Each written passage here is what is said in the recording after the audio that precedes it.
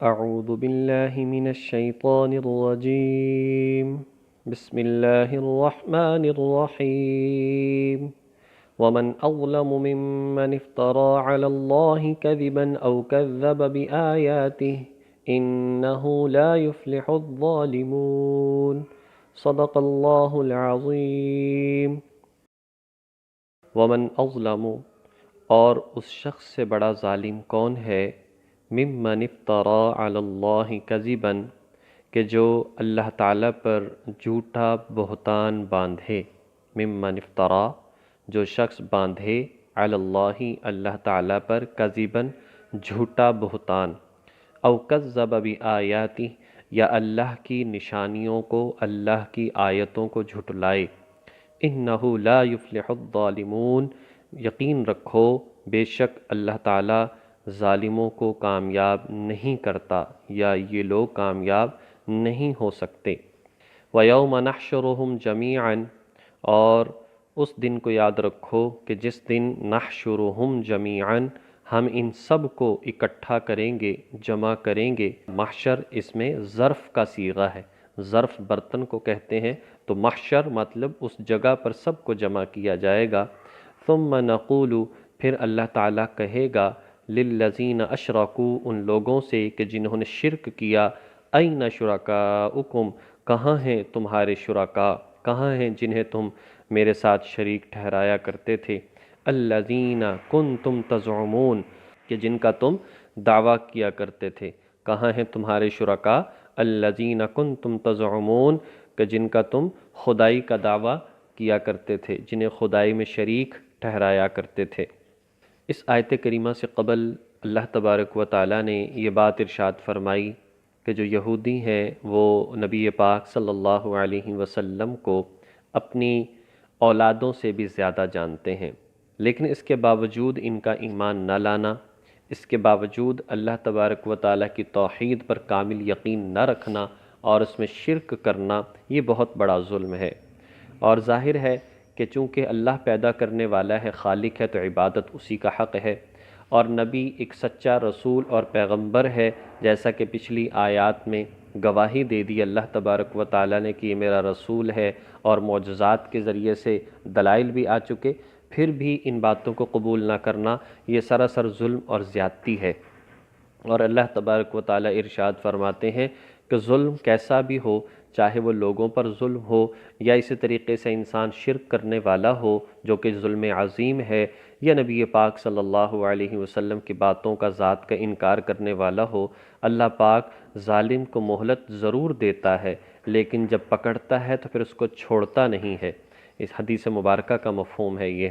تو ارشاد فرمایا کہ اس شخص سے بڑا ظالم کون ہے جو اللہ تعالیٰ پر جھوٹ باندھے. اللہ نے تو شرک کا حکم نہیں دیا، اللہ نے تو ان کو جو ہے اپنے ساتھ شریک نہیں ٹھہرایا. اگر کوئی اس طرح سے ٹھہراتا ہے تو گویا کہ وہ شریعت کے اندر جو ہے وہ اضافہ کر رہا ہے، اور اللہ پاک ایسے لوگوں کو کامیاب نہیں کرتا. اور جب اللہ تعالیٰ ان کو جمع کرے گا، ان کو اکٹھا کرے گا، پھر ان سے کہے گا کہاں ہے تمہارے شرکاء.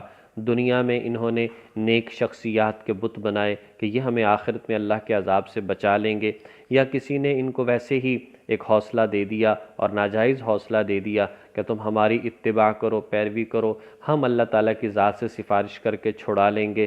تو فرمایا کہ ایسا نہیں ہو سکتا.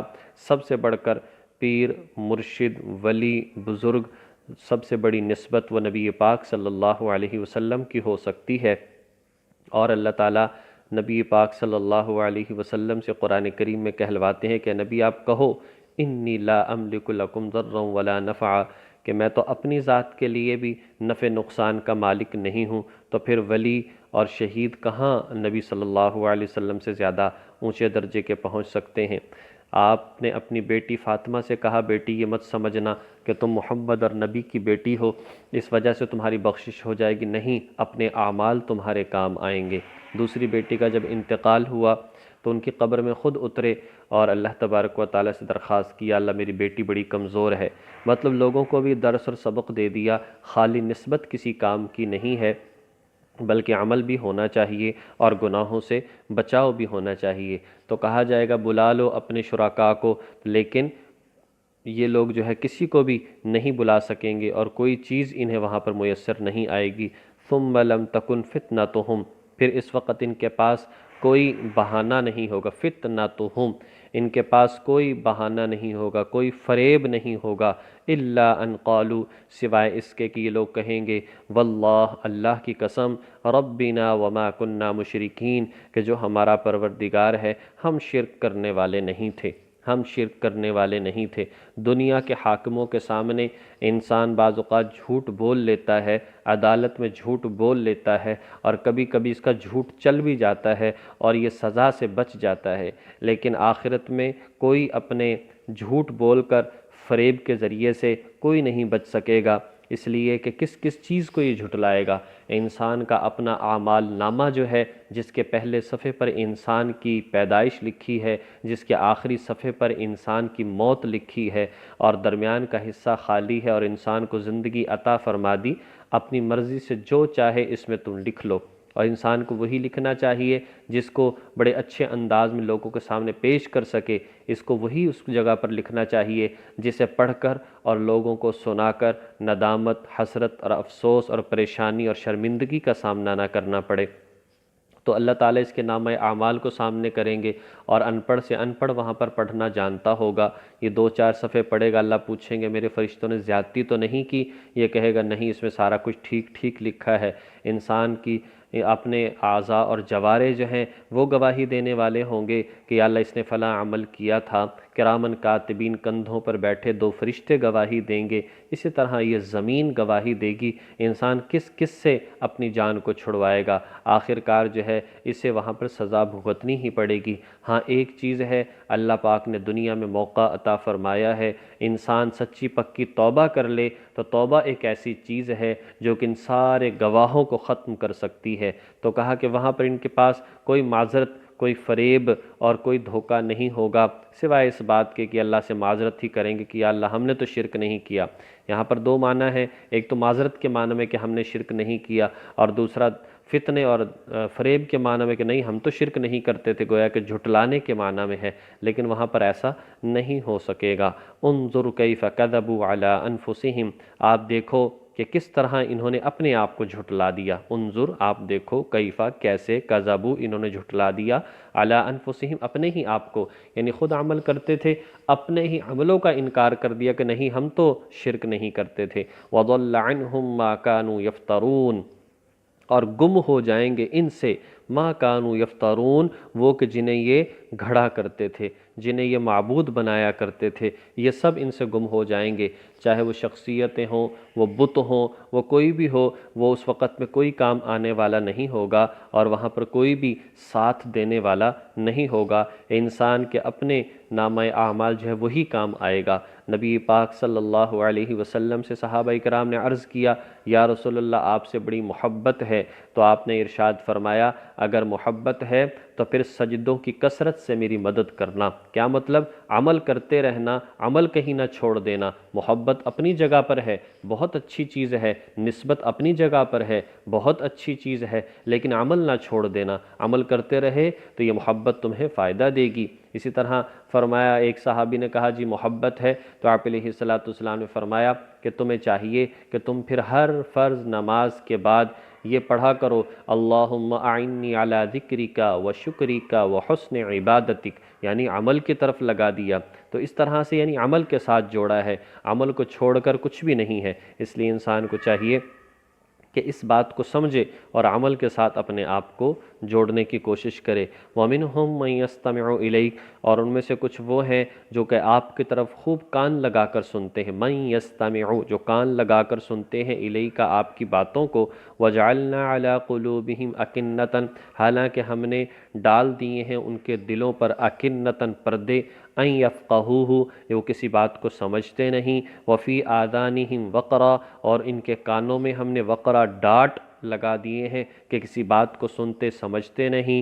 وَإِن يَرَوْا كُلَّ آيَةٍ لَا يُؤْمِنُوا بِهَا، اور اگر یہ ہر طرح کی نشانیاں بھی دیکھ لیں، وَإِن يَرَوْا، اور اگر یہ دیکھ لیں، كُلَّ آيَةٍ، ہر طرح کی نشانیاں بھی، لَا يُؤْمِنُوا بِهَا، پھر بھی یہ لوگ ایمان نہیں لائیں گے، حَتَّى إِذَا جَاءُوكَ، یہاں تک کہ جب آپ کے پاس آتے ہیں یجادلونک، پھر یہ جھگڑا کرتے ہیں، یقول الذین کفروا، اور کافر لوگ کہتے ہیں ان ھذا الا اساطیر الاولین، کہ یہ قرآن، ان ھذا کہ یہ قرآن سوائے پہلوں کی قصے کہانیوں کے سوا اور کچھ نہیں، پہلے لوگوں کی قصے کہانیوں کے سوا یہ کچھ بھی نہیں ہے۔ یعنی یہ قرآن کریم کے حوالے سے ایسا کہتے ہیں۔ دیکھو کہا کہ یہ قرآن کریم کو سنتے ہیں، لیکن سنتے کس طرح سے ہیں؟ ایک ضد کی بنیاد پر، ایک اعتراض کے انداز میں، تنقید کے انداز میں سنتے ہیں۔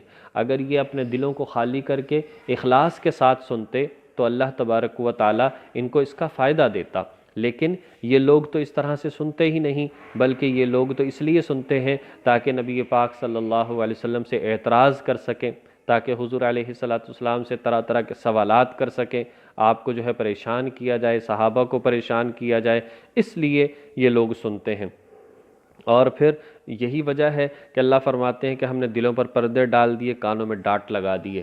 کانوں میں بات پڑتی ہے لیکن دل میں اترتی نہیں ہے، اور اس کی بنیادی وجہ یہ ہے کہ نیت ٹھیک نہیں ہے۔ کسی بھی عمل کے لیے پہلے نیت کا درست ہونا ضروری ہے، کہ انسان اچھی نیت کے ساتھ سنے، اچھی باتوں کو لے، سمجھ نہ آئے تو پھر سوال بھی کر سکتا ہے، لیکن یہی ہو کہ میں نے تنقیدی انداز میں اس کو سننا ہے اور پھر غلط باتوں کو لینا ہے اور پھر سوال کرنے ہیں تاکہ پریشان کیا جا سکے، تو فرمایا کہ یہ چیزیں فائدہ دینے والی نہیں ہیں۔ پھر قرآن کیا سب کچھ ان کے سامنے آ جائے پھر بھی یہ لوگ ایمان لانے والے نہیں ہیں، اور باہم آپ سے جھگڑا کرتے ہیں۔ یہ تو قصے کہانیاں ہیں پہلے لوگوں کی، جھگڑا وہی کرتا ہے جس کے پاس کوئی دلیل نہ ہو، جھگڑا وہی کرتا ہے جو خود صحیح راستے پر نہ ہو۔ تو یہ لوگ جب ان کے پاس کوئی دلیل نہیں ہے اور اسی طریقے سے محض ضد ہی ضد ہے، اس وجہ سے پھر جھگڑا کرتے ہیں اور گالم گلوچ کرتے ہیں۔ اگر انسان صحیح راستے پر ہو، کبھی لڑائی جھگڑے اور گالیوں کی طرف نہیں آتا، وہ وہی کہتا ہے کہ اچھا میری بات صحیح ہے، بس اسے تم سن لو۔ جب انسان خود غلط راستے پر ہوتا ہے پھر شور و غل مچاتا ہے، کہیں میری غلط بات لوگوں کے سامنے نہ آ جائے، پھر گالیاں دیتا ہے، پھر لڑائی جھگڑے کی طرف آتا ہے تاکہ بات یہیں پر ختم ہو جائے۔ وَهُمْ يَنْهَوْنَ عَنْهُ وَيَنْأَوْنَ عَنْهُ، اور یہ دوسروں کو بھی روکتے ہیں اس قرآن سے اور خود بھی اس سے رکتے ہیں، ایک ترجمہ۔ دوسرا ترجمہ یہ ہے، یہ خود بھی نبی پاک صلی اللہ علیہ وسلم سے روکتے ہیں اور خود بھی اس کو قبول نہیں کرتے، یعنی اوروں کو حضور سے روکتے ہیں لیکن خود قبول نہیں کرتے۔ اور ایک مطلب یہ ہے، یہ خود لوگوں کو توحید سے روکتے ہیں اور خود توحید کو قبول نہیں کرتے۔ ان ساری باتوں کا معنی، نمبر ایک، یہ لوگ قرآن سے روکتے ہیں، مطلب نہ خود عمل کرتے ہیں نہ دوسروں کو کرنے دیتے ہیں۔ اسی طرح توحید کے بارے میں نہ خود توحید پر عمل کرتے ہیں اور نہ اسی طریقے سے کرنے دیتے ہیں۔ اور تیسرا معنی جو ہے، یہ حضور سے لوگوں کو روکتے ہیں لیکن خود توحید کو قبول نہیں کرتے۔ اس کا معنی یہ ہے، حضرت سعید بن ہلال فرماتے ہیں اور دیگر مفسرین نے بھی لکھا، اس سے مراد نبی پاک صلی اللہ علیہ وسلم کے چچا ہیں۔ 10 چچا تھے، ان میں سے کچھ ایسے تھے جیسے کہ جناب ابو طالب تھے، خود لوگوں کو اگر لوگ تکلیف پہنچانا چاہتے حضور کو تو لوگوں کو روکا کرتے تھے، اور آپ علیہ السلام کو تکلیف نہیں پہنچانے دیتے تھے، لیکن خود قبول بھی نہیں کرتے تھے توحید۔ تو یہ بھی اس کا معنی ہے، وَإِن يُهْلِكُونَ إِلَّا أَنفُسَهُمْ وَمَا يَشْعُرُونَ۔ اور فرمایا کہ وہ اس طرح اپنی ہی جانوں کے سوا کسی اور کو ہلاکت میں نہیں ڈال رہے، لیکن اس کو ان کا احساس نہیں ہے۔ وَإِن يُهْلِكُونَ، اور یہ لوگ ہلاکت میں ڈال رہے ہیں سوائے إِلَّا أَنفُسَهُمْ، اپنے ہی آپ کو، وَمَا يَشْعُرُونَ، اور وہ اس چیز کا شعور نہیں رکھتے، انہیں اس بات کی سمجھ نہیں ہے۔ تو حقیقت بات یہ ہے کہ اللہ تبارک و تعالیٰ انسان کو موقع ضرور دیتا ہے۔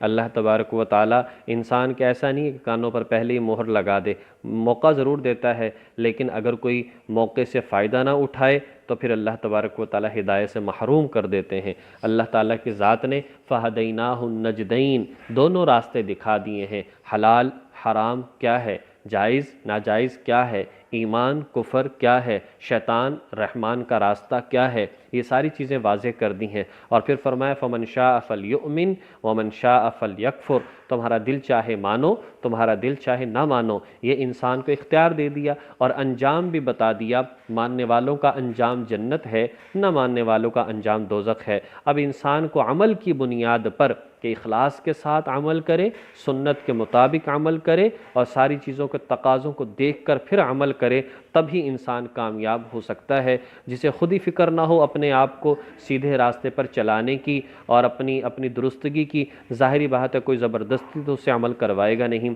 کہا نا کہ خدا نے آج تک اس قوم کی حالت نہیں بدلی نہ ہو جس کو خیال خود اپنی حالت کے بدلنے کا، وہ ایک فرد ہو، وہ ایک قوم ہو، جس کو اپنی فکر نہ ہو تو کوئی فکر لاکھ کرتا رہے، کبھی وہ درست نہیں ہو سکتا۔ ایک ڈاکٹر جو ہے اگر وہ لاکھ کوشش کرے کہ میں اس مریض کو ٹھیک کر دوں، لیکن مریض چاہتا ہی نہیں کہ میں ٹھیک ہوں، وہ دوائی وقت پر کھاتا ہی نہیں، وہ اپنا علاج کروانے کے لیے تیار ہی نہیں، وہ اس کے لیے تکلیف برداشت کرنے کے لیے تیار ہی نہیں، تو وہ کیسے ٹھیک ہو سکتا ہے؟ لازمی طور پر جب دونوں کی محنت ہوگی تو تبھی جو ہے ایک اچھا نتیجہ اور رزلٹ نکلے گا۔ تو اسی لیے انسان کو بھی چاہیے کہ وہ غور و فکر کرے، اور اسی طریقے سے اللہ پاک نے تو ایک طبیب کی حیثیت سے سارا کچھ بتا دیا، حضور علیہ الصلوۃ والسلام ایک اچھے ڈاکٹر کی حیثیت سے وہ ساری چیزیں واضح فرما دیں۔ اب انسان کے ہاتھ میں ہے وہ ان باتوں کو قبول کر کے اپنے مستقبل کو بہتر بناتا ہے، یا ان باتوں کا انکار کر کے اپنی آخرت کو بگاڑ لیتا ہے۔ اللہ پاک توفیق عمل نصیب فرمائے۔